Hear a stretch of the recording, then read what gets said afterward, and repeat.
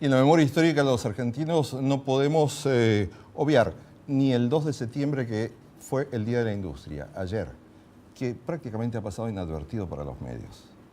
Curiosamente, cuando la economía está en recuperación, cuando los indicadores están en una tendencia positiva, a contramano de la lectura que hace la sociedad o una parte de la sociedad y la mayoría de los medios periodísticos o de los analistas políticos y económicos. En esas contradicciones de la democracia vamos a mostrarles hoy, o vamos a abordar hoy, un tema para tocar su memoria remota, porque estamos hablando de 1930.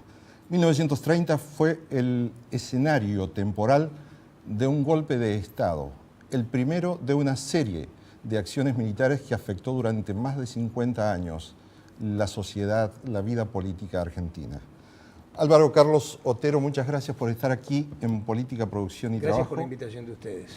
Y gracias por traernos este ayuda a memoria, que es la revolución de los palanganas, que habla precisamente de 1930, el primer traspié de la Argentina democrática. Así es, fue el primer traspié porque un golpe militar depuso al presidente legítimamente elegido y le dio otro rumbo al gobierno de la nación sin ningún tipo de consulta con nadie, fehaciente por lo menos, y tampoco sin un reclamo masivo, popular, que hiciese imposible la prosecución del gobierno de Irigoyen.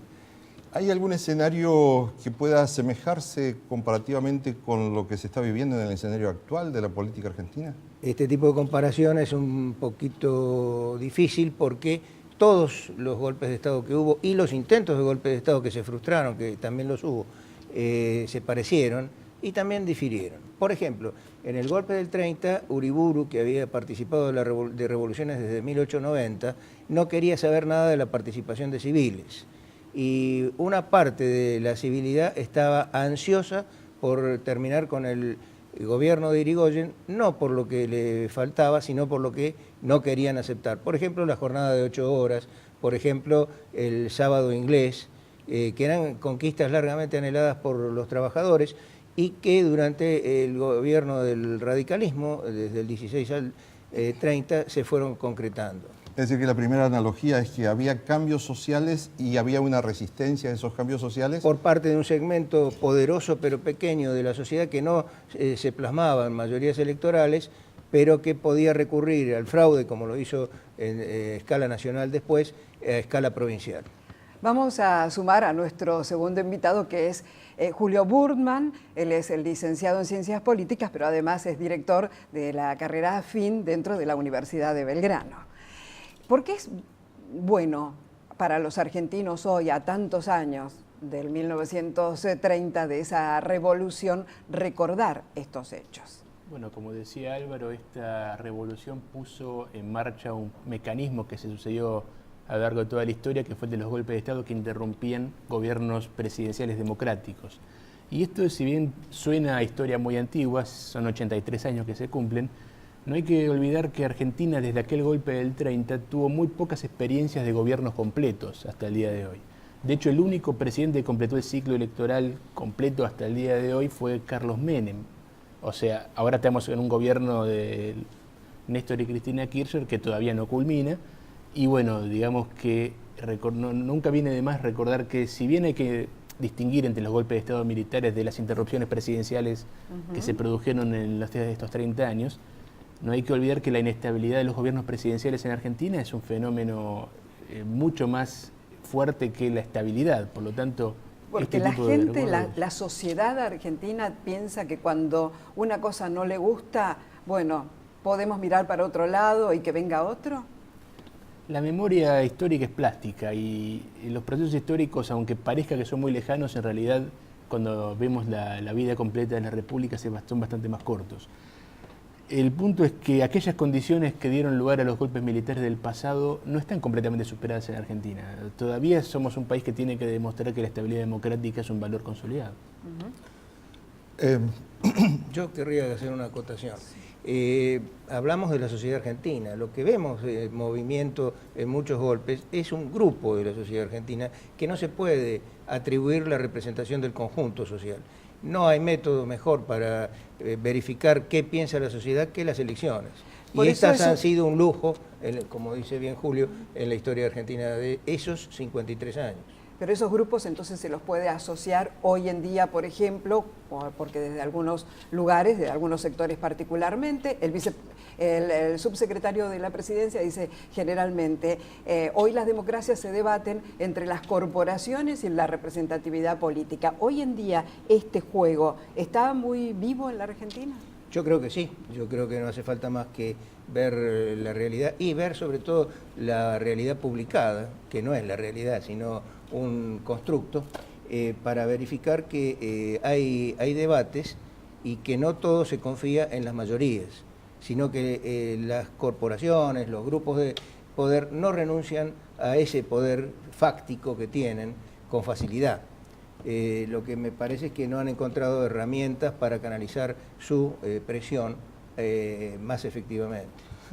Estamos haciendo referencia, le recuerdo, al golpe de 1930 que inauguró la peor época de la institucionalidad argentina, las interrupciones permanentes de los golpes de los gobiernos democráticos, que sí permitió solamente a muy pocos presidentes terminar su mandato. Carlos Menem, Néstor Kirchner, Cristina Kirchner también terminó su mandato y bueno, tiene un mandato todavía por terminar, pero serían los únicos casos. El primer Perón también.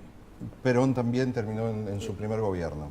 En esta situación, teniendo en cuenta la experiencia, la memoria histórica, ¿se justifica hablar de golpismo o en esta discusión política que se ha dado en el escenario nacional actual? Hablar de golpismo o no golpismo me parece que es una variedad de herramientas. No se han encontrado estos grupos protestatarios, estos grupos que reaccionan frente a algunos movimientos políticos, no se han encontrado con los instrumentos adecuados. Y esa es la gran diferencia, que parece que el instrumento se ha mellado. ¿Son grupos que siguen incómodos con las herramientas que le da la democracia para Y lo que yo expresarse? advierto de aquel periodo y es que son casi los mismos grupos, porque se había formado en aquel momento, en el 29-30, una confederación de patronales que abarcaba la sociedad rural, la Unión Industrial, la Bolsa de Comercio y la Cámara de Comercio, que es muy parecido a todos los otros grupos que hemos visto funcionando, como la Mesa de Enlace, que protestan absolutamente por todas y cualquiera de las medidas de gobierno que no lo favorecen. ¿Y los medios? ¿Cómo están actuando hoy? ¿Cómo actuaban en aquel momento? ¿Hay alguna semejanza? Hay una diferencia muy grande en tecnología. Los medios de aquel entonces eran los diarios, pero se advierte al ver los diarios del momento que había un gran medio que era Crítica, la Crítica de Botana, que oscilaba en una y otra posición y que tenía una verdadera influencia en el voto masivo. Crítica apoya a Irigoyen hasta el día siguiente de las elecciones, y una de las primeras críticas que se observan, una de las primeras quejas destructivas, es por el despido de supernumerarios en el Ministerio de Agricultura. Ahora, estos supernumerarios del Ministerio de Agricultura eran chicos, hijos de la oligarquía que estaban sin trabajo y completamente inútilmente en sus casas, que son contratados en el Ministerio de Agricultura como los famosos langosteros, que no se sabía muy bien qué hacían, que peleaban por los espacios del ministerio, cobraban un sueldo, pero no tenían nada que hacer en la práctica. Irigoyen prescinde de estos puestos, los manda a su casa y se arma una cosa muy sensiblera en Crítica, quejándose de las pobres familias de la oligarquía que no podían pasar la Navidad con el sueldo de sus retoños. Julio, como analista de nueva generación, ¿cómo tomás desde tu capacidad de análisis las experiencias de estas historias trágicas de la Argentina para trasladarlas a un aprendizaje positivo en democracia? Bueno, el régimen presidencial supone que el mandato es fijo. Y el problema es que, bueno, está un poco presente lo que ustedes hablaban recién, el problema es que cuando tenés grupos que tienen poder en una sociedad que no aceptan la duración del mandato fijo, el sistema no prevé eso. El sistema prevé que todos los grupos tienen que armonizarse alrededor del respeto del mandato fijo del presidente, que se comienza el día que asume y termina el día que tiene que terminar. El aprendizaje del mandato fijo en Argentina no está completamente terminado, porque si bien el fenómeno de los golpes militares pareciera que está superado. Ahora, dentro de pocos años, vamos a cumplir desde que el último oficial en actividad sea completamente creado en democracia, cuando los subtenientes que asumieron en el 83 ascienden a generales. Pero vamos a tener una discusión pendiente sobre el respeto al mandato fijo, que es un tema muy polémico en el sentido de que en la sociedad contemporánea el juicio que hace la opinión pública opositora, sobre todo a los gobiernos, es muy fuerte. La función del juicio que realiza el público a veces supera lo que el sistema prevé, ¿no? En ese sentido creo que está la mayor tensión. ¿Es fuerte y efímera o es permanente ese juicio que está haciendo, esa valoración que tiene la opinión pública? No, la función que ejerce la opinión pública, lo hemos visto, por ejemplo, movilizado en los cacerolazos, ¿no? Esa función que la opinión pública asume en un marco que tiene mucho que ver con la relación medios y política que vos planteabas antes, tiene una característica permanente. El punto es que esa función de evaluación nunca puede vulnerar la duración de la presidencia, ¿no? Julio Burman, gracias por estar aquí en Política, Profesión y Trabajo, y Álvaro Carlos Otero, gracias por traernos esta joya de la memoria de la historia argentina.